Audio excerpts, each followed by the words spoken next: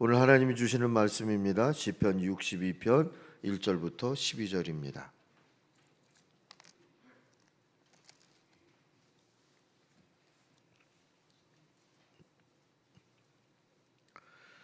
나의 영혼이 잠잠히 하나님만 바라며 나의 구원이 그에게서 나오는도다. 오직 그만이 나의 반석이시요 나의 구원이시요 나의 요새이시니 내가 크게 흔들리지 아니하리로다. 넘어지는 담과 흔들리는 울타리 같이 사람을 죽이려고 너희가 일제히 공격하기를 언제까지 하려느냐. 그들이 그의 높은 자리에서 떨어뜨리기만 꾀하고 거짓을 즐겨하니 입으로는 축복이요 속으로는 저주로다. 나의 영혼아 잠잠히 하나님만 바라라. 물은 나의 소망이 그로부터 나오는도다. 오직 그만이 나의 반석이시요 나의 구원이시요 나의 요새이시니 내가 흔들리지 아니하리로다. 나의 구원과 영광이 하나님께 있으며 내 힘의 반석과 피난처도 하나님께 있도다. 백성들아 시시로 그를 의지하고 그의 앞에 마음을 토하라. 하나님은 우리의 피난처시로다. 아 슬프도다. 사람은 입김이며 인생도 속임수이니 저울에 달면 그들은 입김보다 가벼우리로다.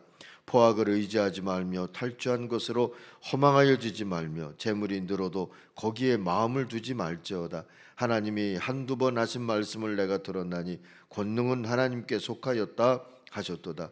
주여 인자함은 주께 속하오니 주께서 각 사람이 행한 대로 갚으심이니이다. 아멘. 공항에 또 우울증이 재발을 하면서 목회를 접고 요양을 떠난 친구 목사가 있습니다. 위에서 기도를 하다가 우울증에 관한 책을 다시 보게 됐습니다. 7년 동안 우울증과 싸웠던 사람의 자전적인 책인데 프랑스의 그래픽 노블 작가인 마드무아젤 카롤린이 쓰고 그린 추락이라고 하는 책입니다. 저희 도서관에 있죠. 예술적 재능으로 충만한 작가고 스키를 즐기는 활달한 젊은 여성이고 세 아이의 엄마이자 사랑하는 남편의 아내인 사람입니다. 그녀의 어머니가 너는 행복할 모든 조건을 갖추었구나 할 정도의 유복하게 보이는 삶을 살고 있었습니다. 그러나 이 카롤린은 7년간 심각한 우울증의 심연에 3번이나 떨어졌습니다. 밖으로 드러나는 모습과는 달리 그 지옥 같은 나락에 떨어져서 7년 동안이나 고통을 견딘 겁니다. 그녀가 확실히 돌아왔다 하고 말하는 지금도 여전히 약은 먹어야 하고 언제든 다시 추락할 수도 있다는 두려움을 안고 있고 자기 안에는 여전히 어두움이 도사리고 있다는 것을 안다고 말합니다. 그래서 다시는 추락하지 않기 위해서 경계를 늦추지 않고 매일매일 훈련하며 살고 있다 합니다. 그것은 마치 우울증을 일으키는 기억이 발동하면 우울증으로 가고야 마는 고속도로가 자기 안에 있는 건데 이분은 이 우울증을 이렇게 끝없는 절망, 슬픔, 무기력, 불안, 두려움으로 가는 고속도로가 내 안에 생기는 병이다 하고 정의를 합니다. 그 고속도로가 자기 안에 있음을 알지만 그 익숙한 고속도로를 타지 아니하고 새로운 길로 갈라지는 다른 입구를 찾고자 끊임없이 애쓰는 것과 비슷하다. 그 훈련이 말이죠. 그렇게 말합니다. 그렇게 되기까지는 많은 시행착오가 있었고 좋은 의사를 만나서 도움을 얻었지만 그 새 길로 가는 걸 익숙하게 하는 것은 오로지 자기 몫이더라는 것을 알게 됐다 하고 증언을 합니다. 친구를 위해서 그 길로 가는 길이 익숙해지기를 다시 기도하고 있습니다. 이 추락이라고 하는 책을 읽으면서 시편 62편을 묵상하니까 다윗을 다시 생각하게 됐습니다. 아, 다윗도 참 힘들었겠구나 하고 말이죠. 추락의 저자처럼 말한다면 다윗도 불안과 두려움의 심연으로 추락하는 고속도로가 자기 안에 있는 경험을 했겠구나 하는 생각을 하게 됐습니다.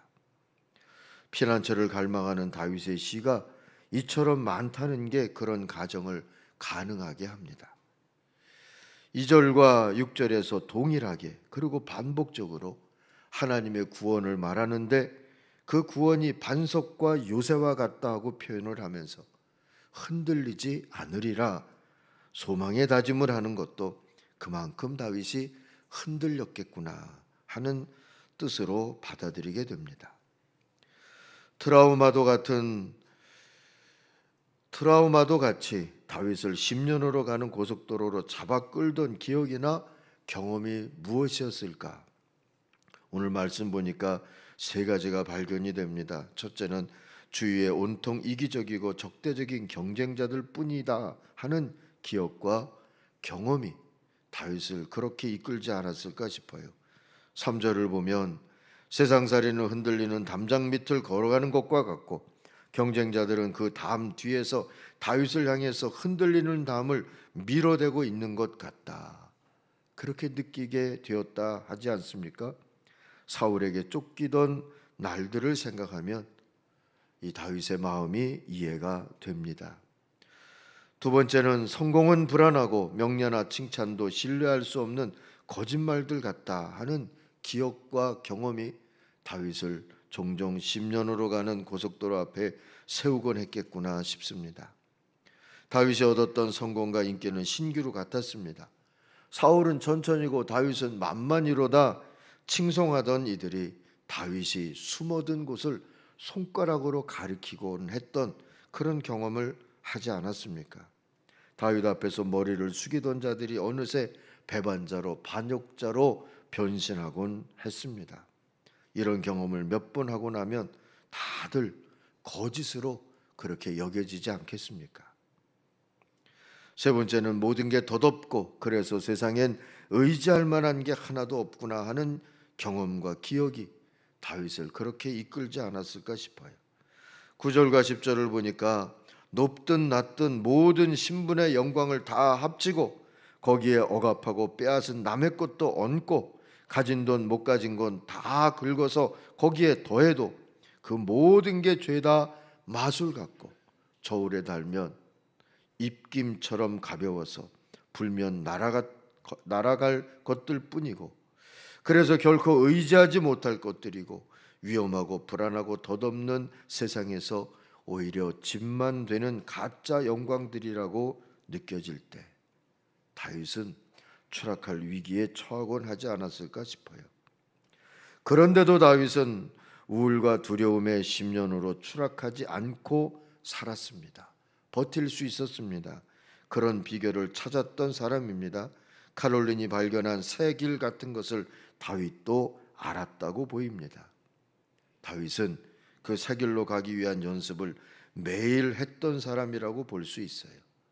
1절을 보시면 나의 영혼이 잠잠히 하나님만 바라며 나의 구원이 그에게서 나오는도다 하지 않습니까? 5절에도 반복합니다. 이번에는 구원이 소망으로만 바뀌었어요. 나의 영혼이 잠잠히 하나님만 바라며 나의 소망이 그에게서 나오는도다. 구원도 소망도 하나님께만 있다고 믿고 하나님만 잠잠히 끊임없이라는 뜻입니다. 바라보면서 살았다 합니다. 이 두 구절이 알려주는 다윗의 새 길은 하나님만 바라는 겁니다. 새 번역은 하나님만 기다리는 거라고 했고 공동 번역은 하나님의 품에 안겨 쉬는 거라고 번역해 줍니다. 며칠 전에 새벽 묵상을 통하여서 이 구절을 새 번역대로 기다린다라는 말로 읽고 묵상했던 기억이 있습니다. 그러면서 도종안의 시 더 기다리는 우리가 됩시다를 소개했었죠. 이 시인은 그의 시를 통하여서 기다림은 추락하지 않는 삶의 비결이란 깨달음을 가지고 노래한 듯합니다. 한번 다시 소개합니다. 우리가 약속의 땅에 이르지 못했다면 더 기다리는 사람이 됩시다. 살아있는 동안 빛나는 승리의 기억을 마련하지 못했다면 더욱 세차게 달려가는 우리가 됩시다. 사랑했던 사람을 미워하지 맙시다. 우리의 사랑은 옳았습니다. 어제까지도 우리가 거친 바람 속에 살지 않았습니까?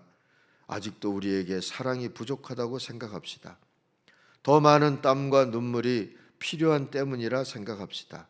다만 내 손으로 내 삶에 못을 박은 듯한 이 아픔은 잊지 맙시다.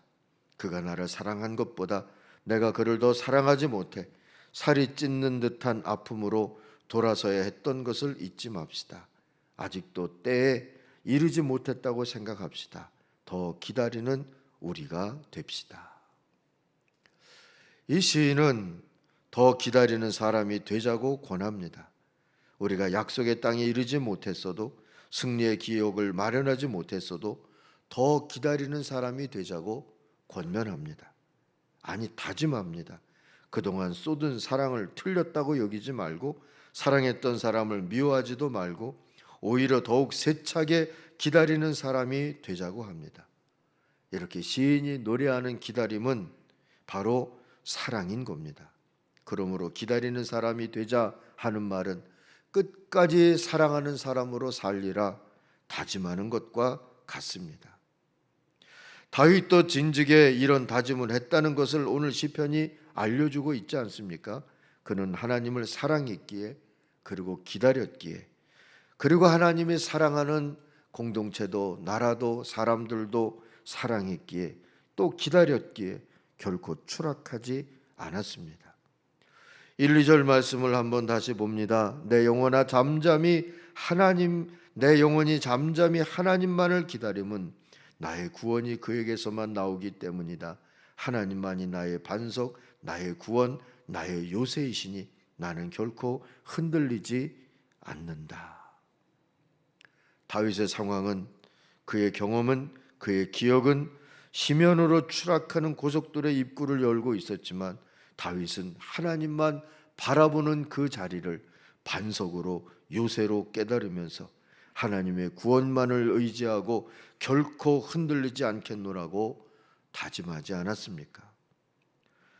다윗은 자신이 추락하기를 기다리는 듯이 말하고 행동하는 사람들과 그들의 세상이 된 듯이 느껴지는 그 상황을 탓하면서 스스로 주저앉거나 두려워하거나 낙담하지 않았어요. 더 기다리는 자가 되자고 다짐합니다. 그렇게 다짐하듯이 하나님만을 의지하고 흔들리지 말자고 자기 자신을 타이릅니다. 5절 이하를 보세요. 내 영혼아 잠잠히 하나님만 기다려라. 내 희망은 오직 하나님에게만 있다. 하나님만이 나의 반석, 나의 구원, 나의 요새이시니 나는 흔들리지 않는다. 내 구원과 영광이 하나님께 있다. 하나님은 내 견고한 바위이시요 나의 피난처이시다. 사랑하는 성도 여러분, 우리도 이 아침에 다윗처럼 더 기다리는 사람, 그리고 더 사랑하는 사람으로 살리라고 다짐하십시다. 마침 다윗도 8절부터 보니까 그렇게 살자고 우리를 응원하고 있습니다. 8절 보면 하나님만을 피난처로 삼고 언제든지 그만을 의지하고 속마음은 그분께 털어놓자 하고 말하죠. 그리고 사람을 너무 의지하지도 무시하지도 말자 합니다. 신분이 낮은 자나 신분이 높은 자나 9절에 보니까 저울에 올려놓으면 입김보다 가벼운 존재라고 하지 않습니까?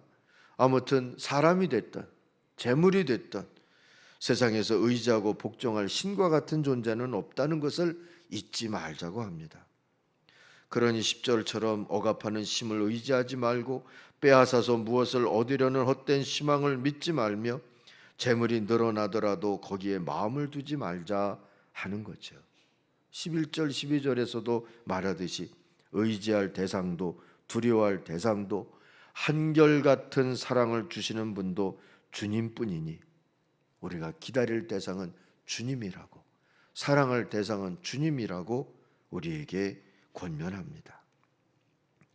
이 8절 이하부터 끝까지 이 다윗의 교훈을 한두 문장으로 이렇게 요약해 볼 수 있을 것 같아요.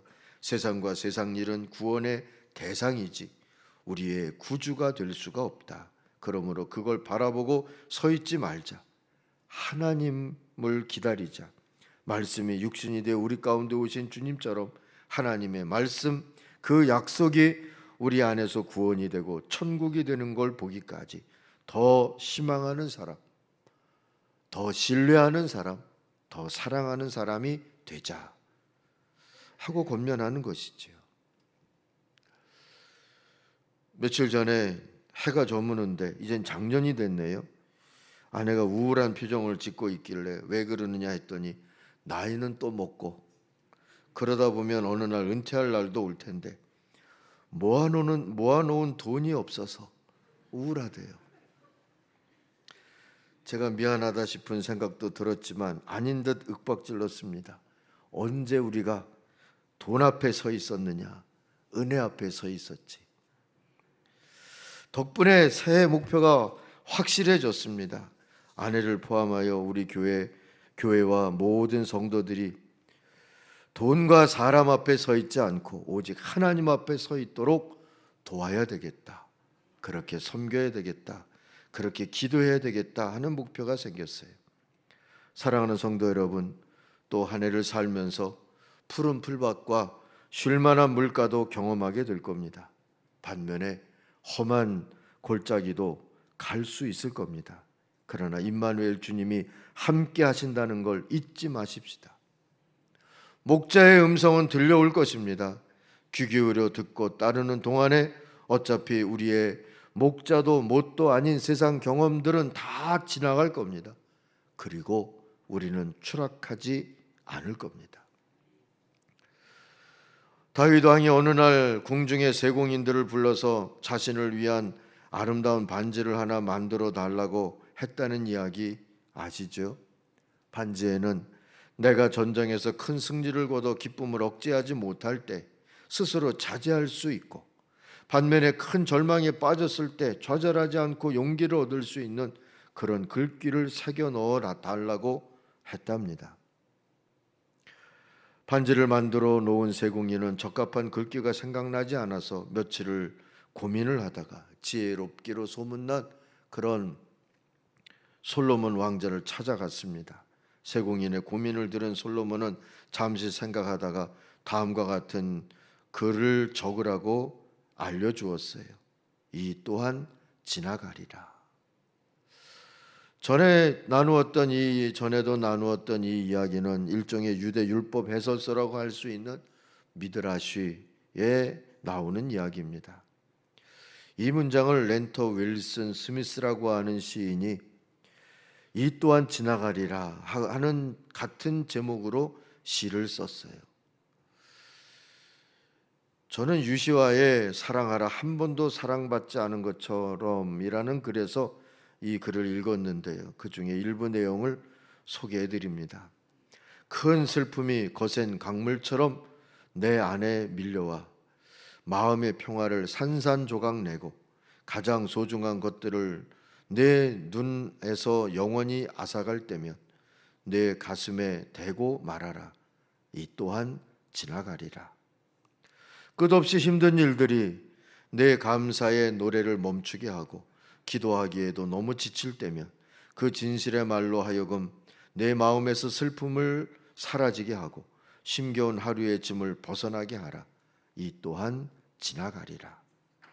행운이 너에게 미소 짓고 하루하루가 환희와 기쁨으로 가득 차 근심 걱정 없는 날들이 스쳐갈 때면 세속의 기쁨에 젖어 안식하지 않도록 이 말을 깊이 생각하고 가슴에 품어라. 이 또한 지나가리라. 너의 진실한 노력이 명예와 영광 그리고 지상의 모든 귀한 것들을 내게 가져와 웃음을 선사할 때면 인생에서 가장 오래 지속될 일도 가장 웅대한 일도 지상에서 잠깐 스쳐가는 한순간의 불가함을 기억하라. 이 또한 지나가리라. 지난주 성탄절 설교 준비를 하고 있는데 서두에서 소개했던 친구 목사가 오랜만에 전화를 했어요. 친구들의 전화도 잘 받지 않던 친구였습니다. 종이가 나 빠져나왔다. 세상이 새삼 아름답게 보인다. 성탄절 복음이 될 것 같아서 전화했다 하는 이야기였어요. 또 한 번 지나갔구나 싶었습니다. 그러나 빠져나왔다 하는 그 이야기가 오히려 더 기도해다오 하는 이야기처럼 들렸습니다.